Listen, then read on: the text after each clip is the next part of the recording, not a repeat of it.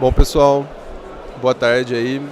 Novamente, obrigado a vocês por estarem aqui. A ideia do painel agora é a gente falar de Data Lakes, o segredo do sucesso, que já está sendo praticado hoje, melhorando as nossas decisões. Aqui junto com a gente vai estar o André Gentil. André, por favor, pode subir. Eu vou chamando todos vocês e daí depois o André vai fazer uma apresentação. O André é um profissional com mais de 25 anos de experiência no desenvolvimento de aplicações de alta tecnologia e desempenho. Trabalhou na área de desenvolvimento de sistemas para automação de contact center em empresas líderes do setor. Hoje é diretor de tecnologia da Flex Relacionamentos Inteligentes. Por favor, André.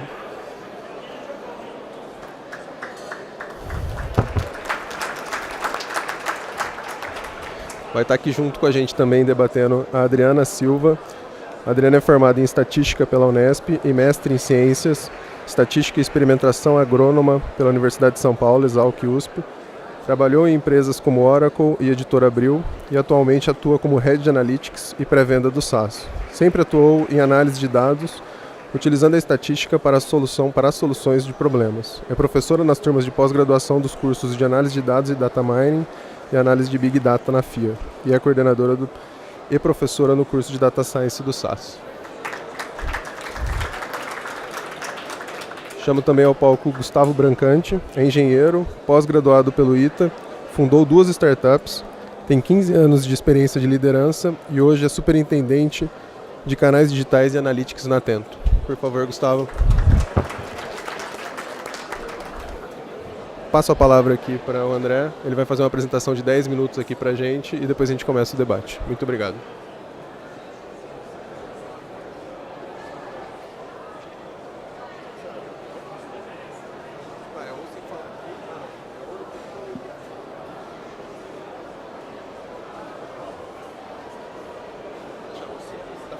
Eu testei, estava funcionando. Alô, testando. Boa tarde, pessoal.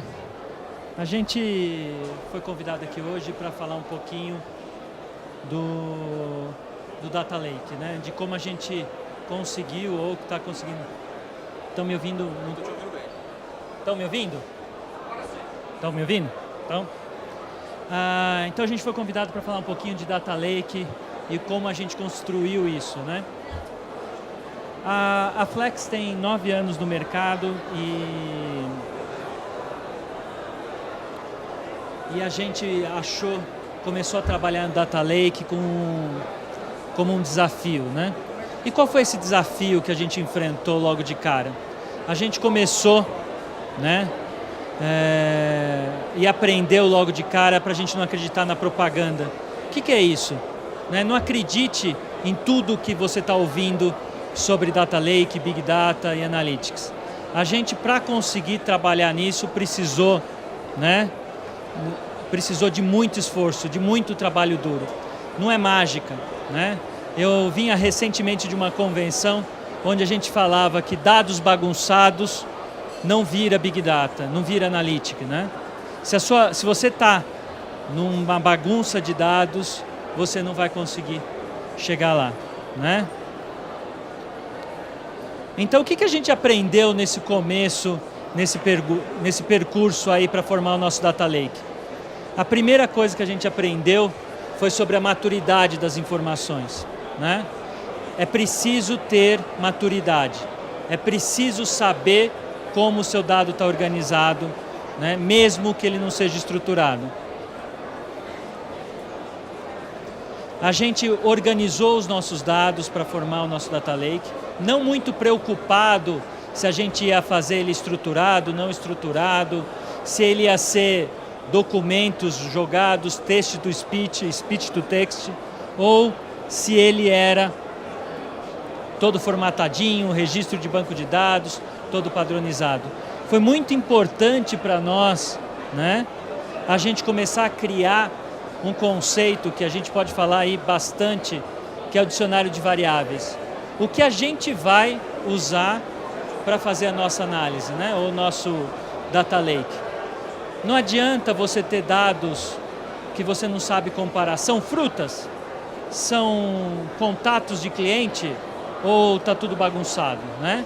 É necessário você organizar. Num call center, ou numa área de cobrança, você tem isso em abundância, muitos dados, pouca organização. A gente trabalhou bastante na equivalência desses dados, para que a gente possa extrair dos modelos estatísticos mais dados deles. E isso foi fundamental para nós, né? Ou seja, saber o que a gente tem de dado permitiu que a gente fosse para a próxima fase, que é o escritório de Analytics, que é onde a gente está agora, né?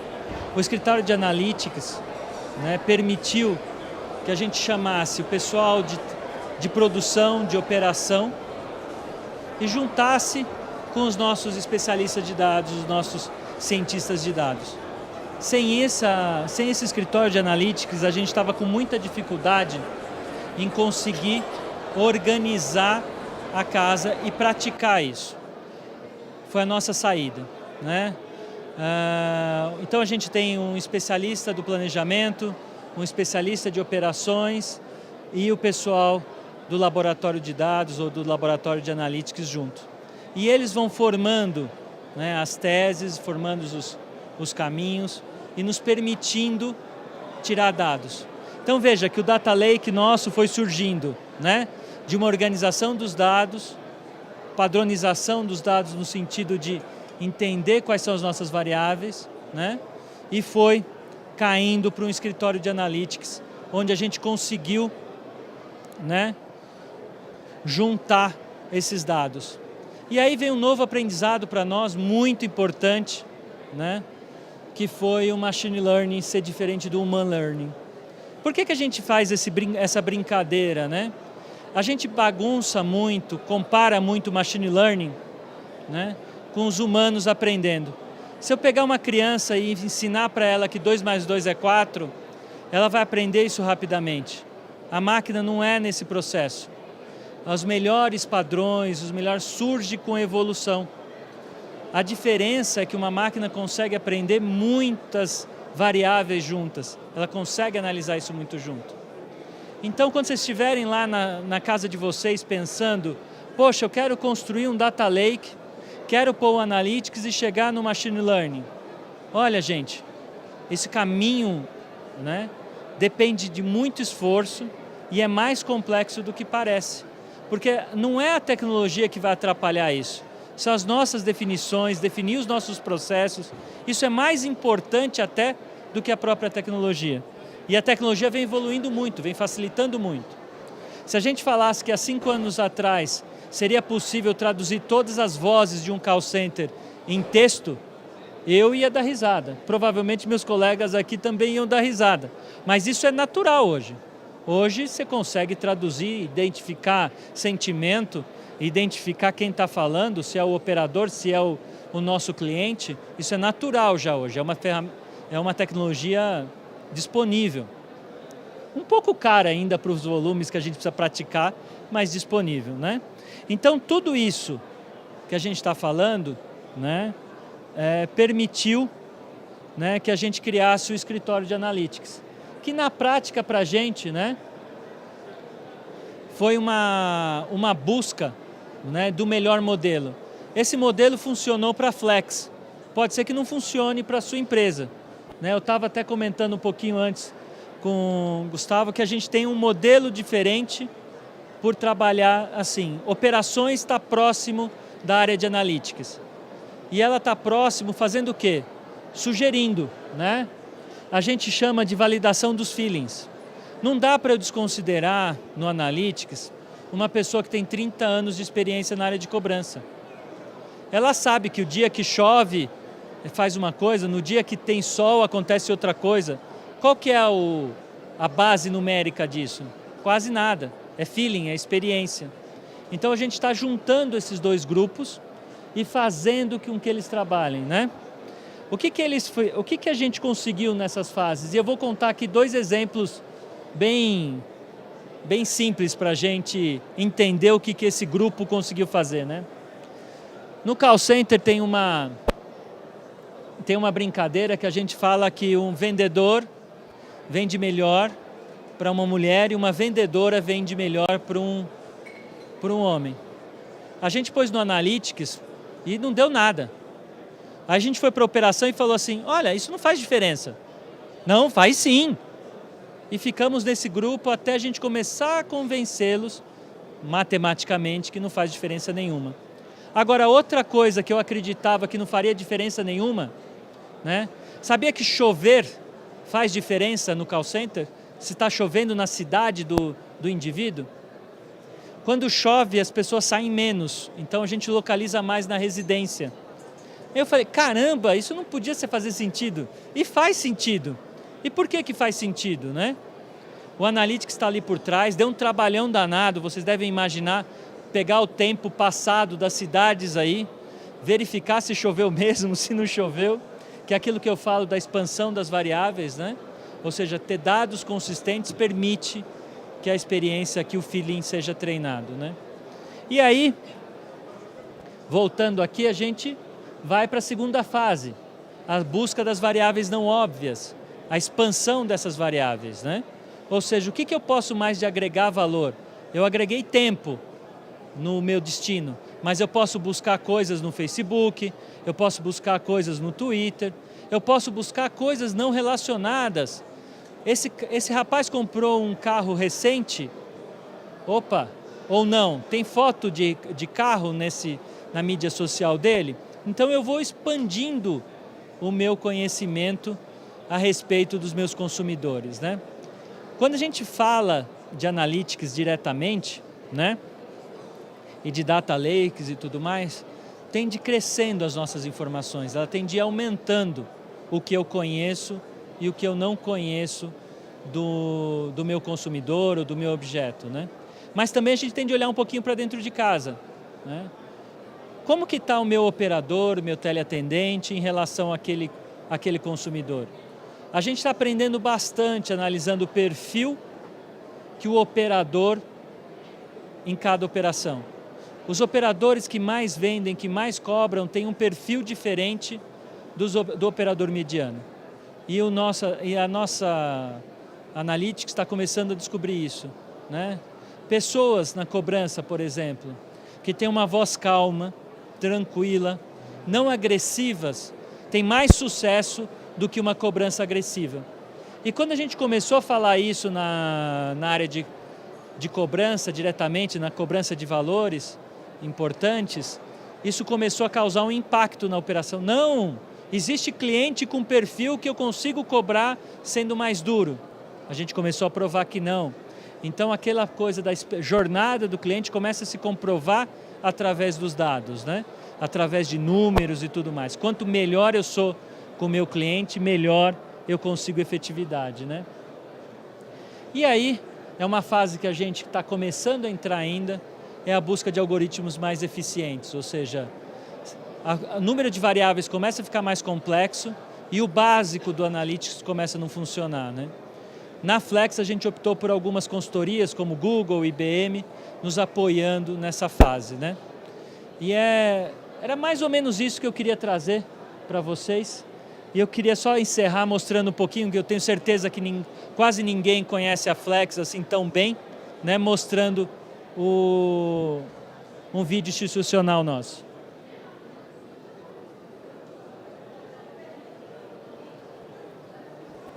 Será que a Flex entende de pessoas e de relacionamentos como ninguém. As inovações tecnológicas e os múltiplos canais de comunicação proporcionam mudanças na forma como as pessoas se relacionam. Mas para todas as interações, a Flex está lá. É multicanal, é conectada. Pensa sempre na melhor experiência para cada pessoa. Conectar pessoas e marcas, pessoas e serviços. Criar relacionamentos. E o objetivo é sempre o mesmo: resultados consistentes. Com foco em excelência operacional, a Flex investe em tecnologia, inovação e pessoas, o que reflete na maneira Flex de atuar, que é baseada na inteligência. Relacionamentos inteligentes. Podemos escolher tecnologia, canais de comunicação, mas o que realmente importa é que do outro lado sempre estará uma pessoa. E de pessoas, a Flex entende. Flex. Relacionamentos inteligentes. Obrigado.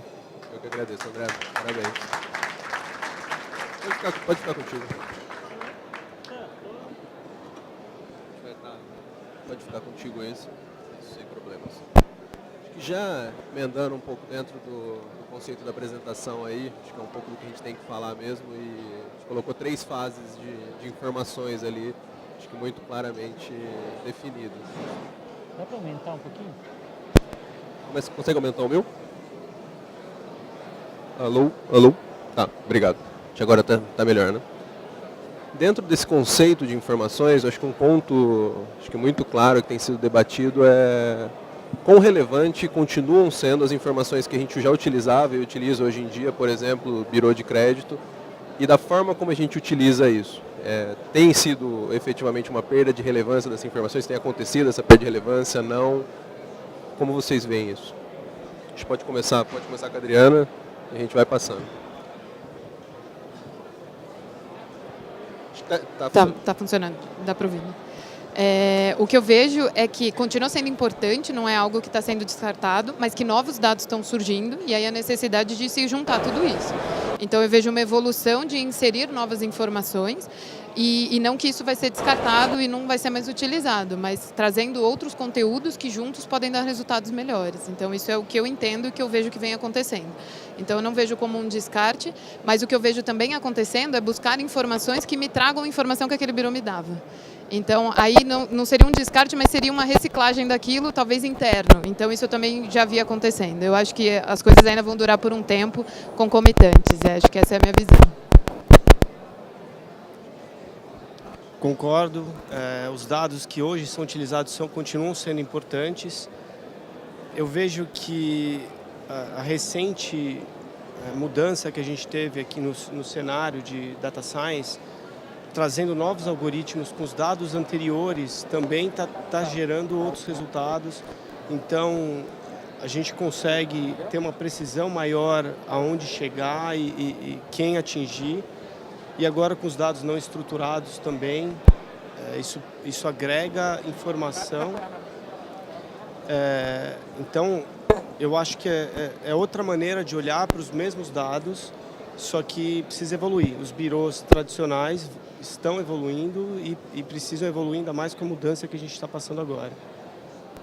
Eu só queria pontuar que eu acho que os birôs tradicionais vão precisar de uma transformação mais rápida, né? Os dados estão envelhecendo de maneira muito rápida, né?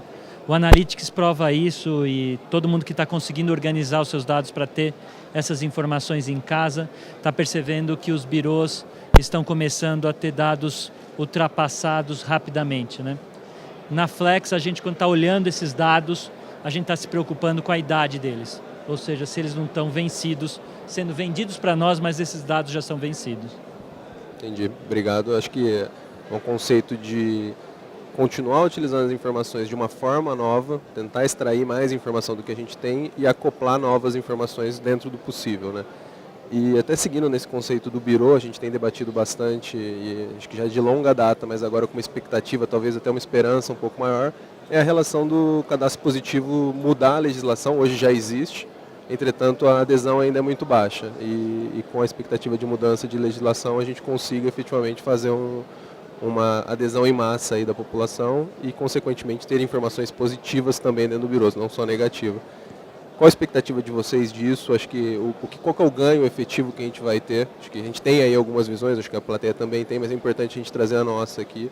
Gostaria de...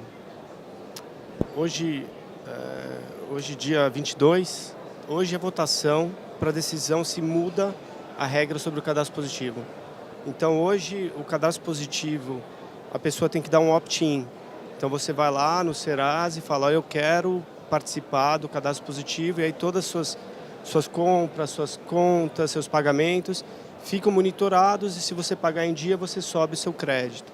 Só que a adesão é muito baixa, como você bem colocou. Hoje, 6 milhões de pessoas, menos de 8% da população ativa está inscrito no crédito positivo. E eu vejo que com essa alteração que vai ser votada hoje, se passar, que vai ser ao contrário, todo mundo vai estar no crédito positivo, a menos que você opte por sair. Então eu vejo que isso vai trazer uma massa de dados muito grande e que você vai conseguir individualizar o risco com uma precisão muito melhor do que antes. Então você vai conseguir assumir alguns riscos no empréstimo, que você vai poder colocar um juros mais baixo, que vai permitir a pessoa pagar. E eu vejo isso positivo, que pode incentivar a economia como um todo. Nos países que tiveram essa mudança ou que adotam isso, tem muito mais crédito. E historicamente reduziu os juros, inclusive, do país. Então eu vejo que isso pode ser muito, muito, muito bom para a economia. Ele tem informação e ele sabe lidar com ela. Se você não usar a informação, não fazer essa informação virar um novo produto, uma nova feature do seu produto, você também não vai para lugar nenhum. Né? Eu queria voltar para a Lauren aqui com uma pergunta, porque o crédito pessoal, ele é, em termos de produto, mais aberto. Na verdade, não é igual um CDC, que você sabe exatamente o que ele está comprando. Né? O cartão de crédito, eventualmente, tem questões também, mas assim... O canal... Pronto. Agora, desculpe aí a intromissão aí do painel de crédito. Sei que o painel é legal, eles queriam que a gente estivesse assistindo, mas infelizmente não dá. Eu, como uma pessoa que brinca ali com os dados, eu acho sensacional essa possibilidade a mais. Eu fui uma das primeiras também a entrar lá e me colocar, porque entra no lance de individualizar o indivíduo e me dá direitos que são meus, por ser uma boa pagadora e tal. Assim como funciona já nos Estados Unidos e funciona muito bem. Então, eu sou muito a favor disso, torço para que dê certo isso daí e vejo isso como um avanço para que a gente tenha realmente informações que sejam favoráveis para eu realmente diferenciar quem é quem, que vai mudar a economia, que vai favorecer. Então, eu enxergo isso como muito positivo, assim como o nome, e também uma possibilidade a mais de informações que antes eu não tinha, porque eu só sabia o lado negro, agora eu consigo saber o lado bom também, para eu separar realmente o que é o joio do trigo.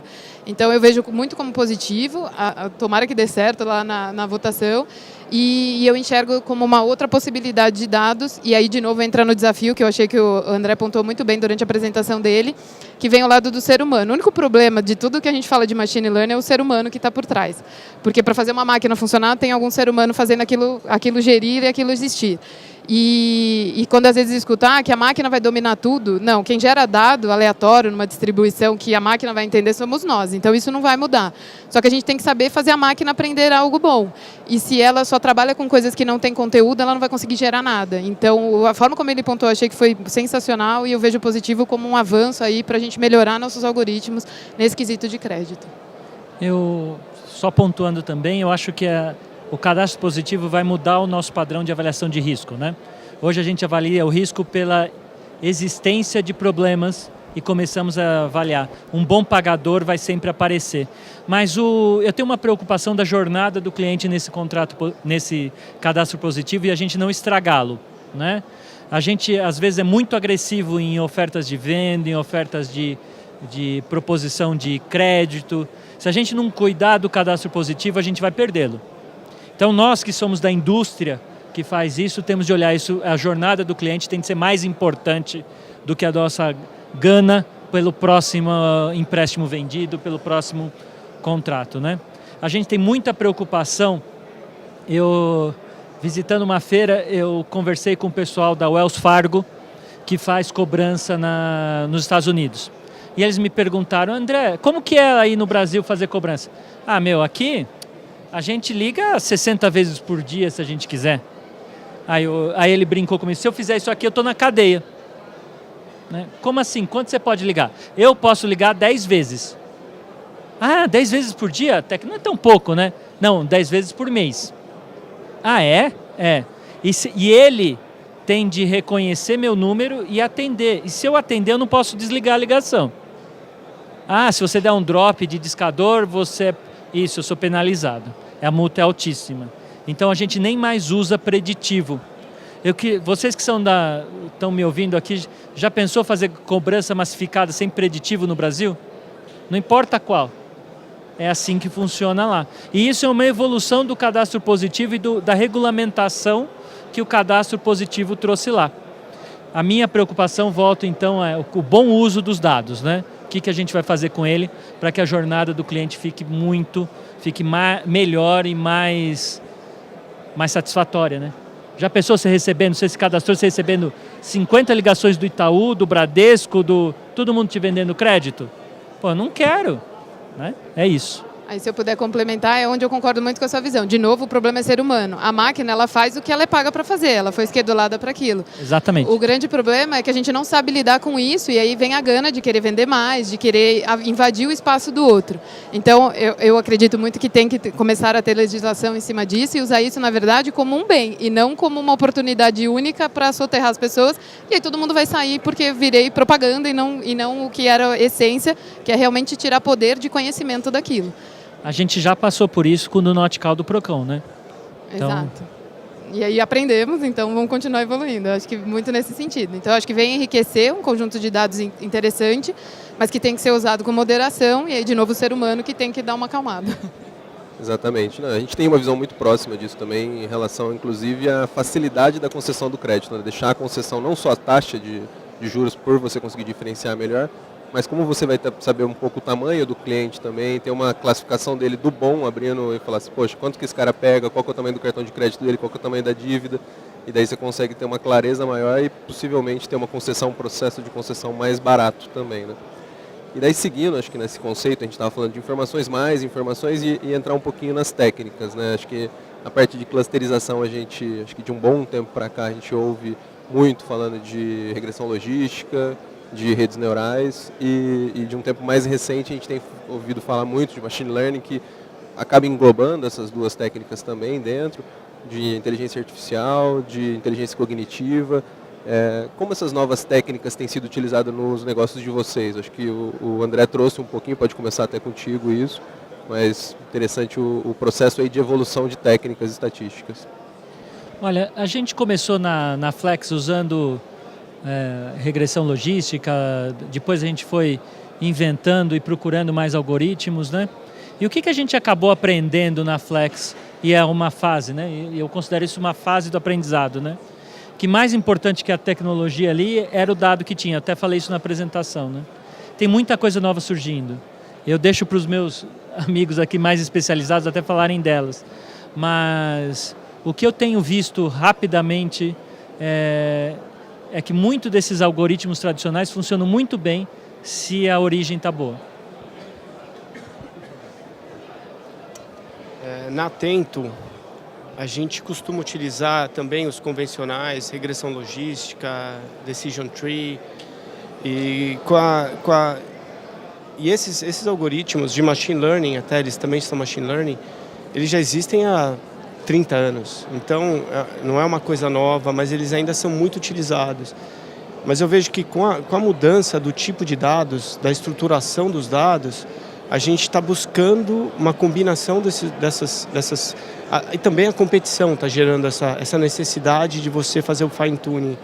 Então, a gente está fazendo ensembles entre vários algoritmos diferentes, onde a gente consegue iniciar uma tratativa com um, mas até se você for olhar como está sendo utilizado hoje no mercado esses algoritmos de dados estruturados, por exemplo, um que a gente usa muito, o SVM, a gente usa o Random Forest, esses dispararam de uns 5 anos para cá, mas agora estão batendo no topo e estão caindo. E os que estão subindo muito é o Deep Learning, que são dados que a gente consegue trabalhar com dados desestruturados e gerar um valor em cima disso. E aí entra muito no dado comentado aqui, que você tem que trabalhar com essa informação de uma maneira correta, porque esses algoritmos de Deep Learning são uma caixa preta. Você entra com os dados e sai, então você vai conceder um crédito, você vai negar um crédito para uma pessoa e se perguntar por que você está negando o crédito? Não sei, porque o algoritmo falou. Então tem que tomar muito cuidado nisso, porque às vezes pode estar usando, por exemplo, o CEP da casa da pessoa. Não o que aquela pessoa é, mas uma generalização da região onde ele mora. Então, se você simplesmente utiliza essas metodologias sem um olho mais detalhado em cima das principais nodes, do que está acontecendo ali dentro, você acaba podendo cometer injustiças. Aí, na minha visão, eu vejo muita evolução, principalmente em rede neural, que entra nesse conceito de Deep Learning, mas com essas ressalvas que foram colocadas. Então, eu vejo na parte de algoritmos, a gente teve um caminho muito forte, que começou com a regressão logística, como você colocou, mas nem por isso ela é menor hoje. Então, dependendo da situação, ela vai desempenhar melhor do que uma rede neural, porque depende do problema que eu estou estudando. E aí, é o que eu sempre falo para os meus alunos, é questão de desenho. Eu tenho que entender como que é o comportamento dos meus dados num plano, e aí, só para simulá-lo para os alunos, eu desenho aquilo, e cada técnica tem uma capacidade. Então, quanto à árvore de decisão que ele comentou, ela vai dividir em quadradinho ou retângulos, a regressão logística consegue fazer uns desenhos diferentes, e rede neural já começa a desenhar alguns círculos e coisas a mais. Então, dependendo do meu dado, eu não preciso de algo tão sofisticado, e às vezes esse algo sofisticado pode errar mais do que um simples, por conta da natureza do dado. Então, o que eu vejo hoje, quando a gente fala de machine learning, é a capacidade que as máquinas têm para que eu teste vários algoritmos diferentes para definir o melhor. Uma coisa que a gente tem observado é o ensemble de modelos dando bons resultados. O que é o conceito do ensemble? Eu vou fazer uma árvore de decisão, eu vou fazer uma regressão logística, eu vou fazer o SVM, o Random Forest, seja lá o que for, e depois eu vou fazer uma média, um combinado desses modelos para ter uma decisão única numa visão do cliente ou do que eu estiver modelando. Então, hoje, onde eu vejo muito investimento em tecnologia para se melhorar os algoritmos é na parte de rede neural, onde antes, pela máquina, eu não conseguia processar, e aí eu só tinha uma camada com alguns neurônios. Hoje eu consigo incrementar camadas e mudar as funções lá dentro, o que pode me dar mais acurácia, mas aí entra uma ressalva. Eu não tenho controle absoluto do que está acontecendo nessas interações, e aí, com isso, eu posso tender a um overfitting. O que é um overfitting? Eu treino o modelo num público, que seria uma amostra do todo, e ele vai ficar tão bom aqui que na hora que eu for tentar estimar para outro, eu não vou conseguir acertar. E aí eu vou ter um problema também na hora da implementação. Então, tudo na estatística é no free lunch, né? Então, tudo vai e volta. Então, eu tenho que saber tomar decisões para definir esses meus cortes. Então, não é necessariamente o melhor algoritmo mais sofisticado que a máquina consegue prever, na prática ele vai funcionar da melhor forma. Isso envolve o custo de implementação também. Então, eu vejo muito avanço nessa parte de rede neural. Outros algoritmos, eles também estão sendo sofisticados. Hoje eu vejo muita gente falando até mal da regressão logística. Não, cara, ela é uma benção, ela faz um monte de coisa interessante, ela dá resultados incríveis e ela também está tendo avanços. Então, métodos de seleção dentro da regressão logística também estão sendo sofisticados para garantir ainda a qualidade dela. E aí, se alguém me perguntar qual é o melhor modelo para esse dado, eu não sei, vou ter que entender a estrutura desse dado para eu te dizer o que se adequa melhor, que foi o que o André colocou. Então, tem muito a parte de testar esses algoritmos para ver o que desempenha melhor para aquela situação. Porque depende do desenho. Se eu não conheço o desenho, eu não sei onde eu estou pisando, eu não tenho como dizer o que é melhor. Aí vem a vantagem do computador me favorecer, com esse conceito agora de trabalhar distribuído, que é o conceito que vem no Hadoop, para eu ter mais velocidade nas minhas análises e gerar algoritmos diferentes o tempo inteiro. Então, eu vejo muita evolução nítida na parte de rede neural, mas que não menospreza nenhuma das outras técnicas, que também estão tendo avanços individuais, por conta disso, porque cada um vai se adequar para um tipo de problema, um tipo de dado. E a ressalva que ele colocou é muito importante. Jogar tudo lá e deixar o algoritmo fazer sozinho, eu sou a primeira a levantar a mão que tenho dúvidas, por quê? Ele pode fazer esse tipo de coisa. Usar informações que não deveriam ser usadas. Então, o tratamento de dados, que aí foi o que o André disse, que é lindo, virei fã dele, porque ele falou, o mais importante são os dados. Isso é fato. Hoje não existe tecnologia que busca o dado e resolve o problema. Isso não é uma verdade hoje. Vai existir mais para frente, eu acredito muito nisso, mas vai ser coisas especializadas para cada problema de negócio, porque cada um é uma história. Eu falo isso para todo mundo, não existe nenhum problema que a gente não consiga resolver analiticamente se tiver histórico de dados. Se tiver, a gente resolve. Só que eu tenho que entender o contexto e traduzir o que o negócio fala em variáveis para que o meu algoritmo trabalhe. E aí, quando a gente fala de imagem, que foi o que ele comentou também, Deep Learning desempenha melhor. Por quê? Porque ele tem a capacidade de desenhar redondo, então ele vê meu olho. A regressão logística talvez não vai desempenhar. Mas a regressão poderia ser aplicada numa imagem? Poderia, porque o que faz a imagem ser tratada dentro de um algoritmo é o RGB, que é a frequência das cores, faço aquilo virar um número e qualquer técnica poderia ser utilizada para previsão. A que vai desempenhar, nesse caso, melhor vai ser o Deep Learning por conta da capacidade de desenho dela. Então, é muito individual para cada problema que a gente está trabalhando, provavelmente uma técnica diferente vai desempenhar. Então, eu enxergo a evolução como um super avanço para a gente melhorar as nossas qualidades de precisão, mas que as outras não são desmerecidas. Então, não acho que nada vai ser desligado. Não vou usar mais regressão logística. Não, até porque a regressão logística foi base da rede neural. Então, ela sempre está embutida ali dentro. Entendi. Muito obrigado. Até pegando um gancho de um dos pontos, e aí é uma curiosidade minha também, como vocês enxergam a visão massificada. Porque, naturalmente, quando a gente coloca isso num ponto de vista massificado de informações, eventualmente a gente vai estar classificando um cliente de uma forma errada em detrimento aí, ou em ganho do geral, né? Cria uma perspectiva, uma probabilidade de alguns grupos da clusterização que ele vai ser bom ou mal e tem uma definição aí dentro. Vocês entendem de alguma forma diferente ou efetivamente a gente não consegue ter uma classificação mais unificada? Tem que trabalhar de forma massificada com as informações e com os clientes? Eu vejo que essa evolução de dados, de algoritmos e de combinação deles está fazendo com que a gente consiga individualizar o trabalho em cima de... Eu não vou fazer o homem médio, porque a pessoa de 35 anos, sexo feminino, costuma fazer isso, então eu vou assumir isso. Então a gente consegue descer no detalhe muito maior e com a capacidade de processamento, até que ela colocou o Hadoop, a distribuição de dados, você consegue ter hoje o processamento é two chip to matter, então ele está tão barato e tão acessível que você consegue escalar suas análises e descer num nível que você não precisa transformar todo mundo num homem médio. A média é a rainha da estatística, então tudo, se eu estou na dúvida, cai para a média. Isso é uma teoria básica de todos esses modelos que a gente discute. Mas o que acontece quando a gente tem grandes volumes é que eu consigo tentar diferenciar, aí eu vou entrando em níveis mais baixos. Mas é uma tendência, vai cair para a média. Só que o que acontece? A ideia de que esses algoritmos me dê a intenção de entender o indivíduo de uma forma isolada, mas eu sempre vou ter erro. Nenhum algoritmo, a ideia é de acertar 100%, porque aí eu estou fazendo o tal do overfit. Se eu tivesse todos os dados do planeta Terra, aí seria interessante o overfit, porque não vai ter outra opção. Mas hoje não é uma realidade. Ninguém tem acesso a todas as informações daquele indivíduo. Então eu preciso sim tratar ele de uma forma próxima a uma média a que ele pertence. E aí eu vou individualizá-lo, mas eu vou errar. Outro dia eu vi uma notícia do pessoal criticando o Nubank porque não concedeu o crédito para um cara que era super rico. Cara, infelizmente ele caiu num nicho lá do modelo que optou por não dar o crédito para ele. Mas por quê? E de novo, ser humano, a gente tem que tomar decisões de negócio. E no momento que eu tomo uma decisão de negócio, eu tenho que fazer alguns cortes, onde eu vou deixar gente boa passar e vou tirar um monte de gente que poderia me dar problema. Essa decisão de negócio é a que vai fazer esses problemas acontecerem. Isso sempre vai acontecer. Então, de novo, em estatística, em análise de dados, there is no free lunch. Eu tenho que tomar algumas decisões e eu tenho que arcar com as consequências delas. Então, isso é um fato, vai continuar acontecendo, e se eu não te conheço, você é uma média para mim, assim como tudo na vida a gente trabalha com média, e a média não necessariamente é a melhor métrica, mas é a forma como os algoritmos pensam.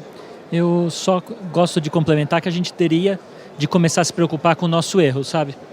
Quando eu estou lá na média, eu excluo o mais rico, né? Eu, lá do Nubank, eu acho até que é um erro legal, não ficaria com vergonha desse erro. Talvez ficaria com vergonha do erro de dar crédito de milhões para quem não tem condições de pagar.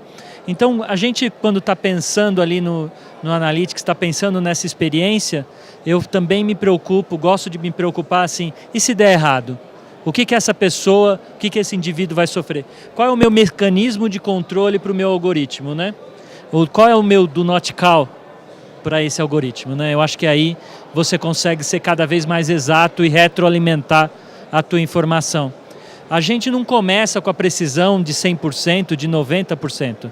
A gente começa atirando no prédio, talvez, depois atirando na janela e depois para atirar no indivíduo, né? É mais ou menos assim que eu vejo esses problemas de comparação e de média, né? Acho que a ideia é sempre tentar clusterizar ao máximo, né? Ter os menores grupos possíveis onde você consiga distinguir e fazer teste de controle, né? Não partir para uma ação muito massificada onde você tem uma possibilidade de erro muito grande sem testar. Seguindo nesse conceito, a gente falou um pouquinho de informação, falou de técnicas e metodologias e voltando um pouco de informação de novo. A parte de informações não estruturadas, acho que a gente está discutindo aí, eu trouxe a possibilidade de algumas técnicas englobam isso, né? Acho que numa regressão logística é um pouco mais difícil, um deep learning você consegue fazer isso. O que vocês estão vendo aí de utilização no negócio de, por exemplo, mídias sociais? Tem sido muito dito sobre isso, já existem alguns testes. A parte de mobile, comportamento do cliente com o celular dele, a utilização web do cliente também. Acho que todas essas informações que estão disponíveis, a gente tem discutido muito isso. Como tem sido visto por vocês aí no negócio de vocês isso? Quer começar? A gente usa toda essa vastidão aí da internet, né, desde rede social, mobile, tudo isso, a gente usa quando tem disponibilidade, né, quando a gente consegue esse dado de maneira livre, né? Nem sempre o opt-in para esses dados a gente tem. Então o opt-in para essas informações é importante. Depois que ele tem, a gente começa a usar e começa a acertar mais, né? A gente vê muito a informação do celular de localização como uma informação muito útil para a nossa cobrança. Saber que ele está se deslocando por algumas regiões, não dá insights que a gente vai conseguir localizá-lo melhor, né? Que ele está usando uma informação que parece boba, né? Mas aqui a gente pode falar, se a pessoa está online no WhatsApp, ter essa informação é fundamental para localizar rápido uma pessoa na cobrança. Se você hoje, né, não está considerando isso na tua estratégia, você está discando mais do que precisa. Né? André, e como que você faz para ter isso? Poxa, é muito esforço, é muita negociação, né? É muito opt-in, na verdade. Então a estratégia para esses dados na Flex vem por opt-in. Ou seja, ele quer me ceder essa informação, sem isso não funciona, né?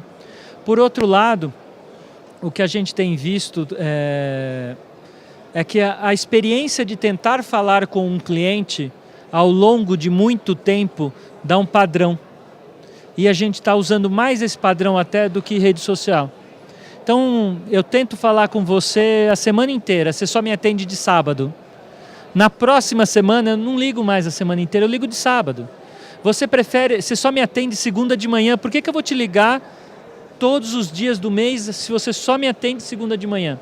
Isso é uma besteira que todos nós aqui do mercado temos esse dado. Não precisamos exagerar, né? E eu acho que é isso. Perfeito. Acho que trabalhar de forma simples também é muito importante, né? Na Atento, a gente tem abraçado muito os dados não estruturados, a gente montou um data lake também, e a gente trabalha com dados de rede social, dados de voz, das transcrições das ligações, então a gente tira insights, tira sentimento, e das redes sociais a gente comprou recentemente uma startup de monitoramento de rede social, então a gente está começando a buscar em mar aberto, por exemplo, redes sociais como o Twitter, onde é público os dados. Se alguém escreve lá, quero preciso de um cartão de crédito, estou com um problema, a gente encontra a pessoa e tenta ativar a pessoa de uma maneira não invasiva, com um post. Então a gente está abraçando muito essa transformação que está acontecendo, que hoje, se você for ver, 2017, isso é um dado da IBM, 2017 produziu mais dados do que os 5.000 anos de história da humanidade anterior. Então, esse momento que a gente está, a gente tem que olhar para o dado não estruturado, a gente tem que tirar valor em cima dos algoritmos, em cima dos dados não estruturados. Então, a gente está olhando cada vez mais e tentando organizar, como bem colocou, tentando organizar as entradas de dados para encontrar o valor significativo para a gente. E aí a minha visão como fornecedor, eu trabalho no SaaS, olhando os nossos clientes, eu vejo a aplicação de dados não estruturados de várias formas, seja buscando em mar aberto, como ele comentou, ou seja usando dados internos. Eu vejo muitas seguradoras hoje procurando as imagens para deixar o algoritmo definir se realmente teve um acidente, estimar o valor que se gastaria naquele acidente, então isso é uma coisa que já acontece. Reconhecimento facial para segurança, então bancos eu vejo muito olhando já isso também, como uma forma de reconhecer se aquele indivíduo é aquele indivíduo realmente, para validar e aí não seguir com uma fraude. A gente tem até um case que foi feito junto com a Volvo, que foi de reconhecimento de dados não estruturados, ou seja, junto com a IoT, no caminhão da Volvo, detectar se o indivíduo que está dirigindo, ele está com alguma cara de sonolência, se ele está começando a piscar para geração de alertas, pedir para o cara descansar, para a segurança da próprio caminhão, também usar as imagens que tem no entorno de onde ele está percorrendo. Então isso é uma coisa que eu vejo já atual, as pessoas já estão começando a olhar, aqui no Brasil eu acho que ainda não está implementado, mas como fornecedora eu sei que estão buscando. Então eu vejo isso muito para a imagem agora, que eu acho que está mais na moda, mas de texto é uma coisa que a gente já comercializa há muito tempo e já utilizam há bastante tempo, seja para sentimento, como também para entender e saber negociar aquilo numa forma preditiva. Então, há um tempo atrás, tinha muitas telcos utilizando para saber se o tempo de chamada no momento de uma reclamação que você está conversando com o cara, se aquilo vai durar mais ou menos tempo do que o órgão regulador estipulava que você levaria uma multa se não resolver em 5 dias. Então, no momento que o cara liga, eu já sei se aquilo tem uma probabilidade alta de passar desses 5 dias e eu vou colocar o meu melhor operador. Isso eu já vejo há muito tempo. De imagem é uma coisa mais recente e algo que ninguém está falando, mas o odor também é algo que a gente já começa a analisar. Do mesmo jeito que a imagem, a gente tem o RGB, na parte de cheiro, a gente também tem uma métrica relacionada ao odor que também dá para virar um dado e a gente conseguir fazer algoritmos em relação a isso. Mas esse eu acho que ainda vai ficar um pouco mais para frente, que não é tão falado, mas já se começa a ver artigos sobre isso.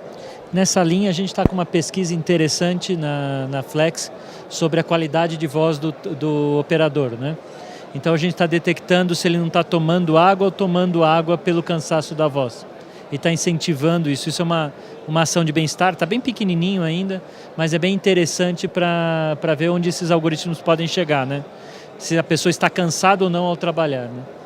E aí, eu vejo essas coisas e eu fico maravilhada, tá vendo? É tudo ser humano. Aqui é o ser humano sendo criativo para aplicar nessa coisa específica. Uma coisa só que me incomoda muito quando eu escuto falar é que o computador vai dominar o mundo e ele vai fazer tudo. Não, precisa do ser humano para ter essa criatividade. Isso ainda não está encapsulado em nenhum algoritmo. Eu vi uma frase ótima. Do André. Eu vi uma frase ótima que, assim, para você não ser robô, para você não ser substituído por um robô, não seja robô, né? Se você só faz coisas repetitivas, você será substituído. Então, para não ser um robô, substituído por um robô, não seja robô. O grande ponto aí, efetivamente, ações repetitivas vão ser substituídas por máquinas, sem dúvida. Agora, pensamento, sentimento, é muito difícil ser substituído. E como última pergunta aqui para a gente fechar, a gente já estourou, mas acho que a pergunta é interessante. Eu acho que muito do que o André tem trazido, que é a parte de regulação de informações. A gente viu aí o Facebook tendo vazamento de informações, tem uma preocupação muito grande, né, do que está livre na web e o que não está. Como que vocês veem isso? E, assim, em alguns outros países já está tendo regulação, acho que na Europa, a União Europeia está tendo regulação. Então, isso vai impactar nosso negócio? Não? De que forma? Eu vou tomar liberdade aqui, mas vai impactar. A gente tem que ficar preparado para isso. A regulação vem. Ou seja, a gente não vai continuar ligando 150 vezes por dia para uma pessoa. A gente não vai fazer oferta que a pessoa não queira. Então, seu negócio tem que estar adaptado a isso. O Brasil costuma ser um pouco retardatário nisso, né? E o brasileiro costuma demorar para se preparar para esse tipo de mudança. Eu recomendo que se prepare. O Analytics, os Data Lakes, tudo isso que a gente está falando aqui é um caminho para essa preparação. Mas sem ela você não vai conseguir, não. A regulamentação aconteceu e está sendo acontecido porque esses big blues, né, esses grandes caras da informática estão usando o poder deles para influenciar até a eleição, né? Então eles ficaram preocupados. Quando eu falei do cadastro positivo, eu estava falando um pouco disso, né? Olha, usa direito, porque senão vai acabar a festa, né? Eu fico um pouco nessa linha. A regulamentação acaba acontecendo na medida da necessidade, né? Quando vai tendo necessidade, vão se regulamentando mais. Eu acho que vem muito da necessidade, mas assim, eu como quem brinca ali, quem faz, eu fico triste, porque vão me tirar um monte de coisa que eu adoraria brincar. Porque o algoritmo, ele não pensa que nem a gente. Então, se sexo faz diferença, eu vou diferenciar por sexo, porque o algoritmo detectou isso. Mas será que é ético? E aí vem de novo. Com os dados, a gente consegue fazer o que quiser. Eu consigo influenciar uma eleição, porque o ser humano é influenciável. É, de novo, o ser humano como pilar principal. Só que eu posso fazer isso como ser humano, eu posso fazer isso com outro. E aí, eu sou a favor da legislação para podar o que realmente dá para influenciar no ser humano. Como modeleira ali, eu fico triste porque vão me tirar um monte de coisas. Coisas que antes eu deixava o meu algoritmo descobrir. Eu descobria coisas que na chuva, eu achei engraçado você falando da chuva aqui no call center, que quando eu trabalhava na Editora Abril, chover era bom pra gente, porque a gente acha que a pessoa fica em casa, mas ela quer ficar em casa lendo revista, então aumentava a venda da banca. E a gente pensava exatamente o oposto. E aí o dado me dá essa permissão de entender isso. Só que tem situações que é melhor eu não entender, porque é antiético. Então, eu já vi uso de modelos para contratação. E aí, me marcou muito, porque eu sou ex-obesa, mas nesse algoritmo que o cara desenvolveu, não podia se contratar gordos porque o desempenho era menor. Então, isso é o quê? É antiético. Então, está errado, não deveria ser usado. Ele me disse que não era implementado, que ele só fez por estudo, mas eu acho que tinha ali um viés. Você não se encaixa no perfil. Então, isso para mim está errado, deveria ter uma legislação. Então, eu sou a favor da legislação por um lado, e no outro eu acho que eu vou sofrer um pouco, mas a gente tem que abrir mão, né? Deles não for lanche. Eu concordo com você. Eu acho que a gente teve com esse escândalo do Facebook, essa confusão toda, que a decisão da eleição do Trump foi em cima do Facebook, das fake news. Eu acho que talvez esteja se tomando algumas medidas um pouco drásticas no momento, mas eu acho que é necessário agora. Mas a gente vai encontrar um equilíbrio onde não vai ser necessário, porque se você for ver, essa preocupação com os dados são nossas, da nossa geração. A geração que está vindo, o que é mais é dar os dados mesmo para ele conseguir consumir melhor, não ser impactado por uma mídia que não interessa para ele. Então essa liberação dos dados é uma coisa que vai vir, mas a gente ainda está um pouco imaturo. Até teve um caso recente nos Estados Unidos, que uma juíza condenou uma pessoa, não pelo crime que ele cometeu, mas pelo o software chamado Compass, que deu um acesso de risco nele muito grande dele repetir. Então ela foi lá e condenou a prisão, o delito dele não cabia prisão, condenou por causa do software de risco que eles utilizam. Então até onde está o limite? Então eu acho que que agora dia 25 começa, sexta-feira, a semana está cheia de coisa, né? Sexta-feira começa a valer essa lei na Europa. Então eu acho que a gente vai passar agora por essa excesso de regulamentação, mas a gente vai estabilizar e a gente vai poder voltar a ter uma liberdade na modelagem. Bom, perfeito. Gostaria de conversar um pouco mais, foi ótimo, mas nosso tempo esgotou aqui faz um tempinho. Muito obrigado aqui pela presença de vocês, parabéns. Obrigado, pessoal.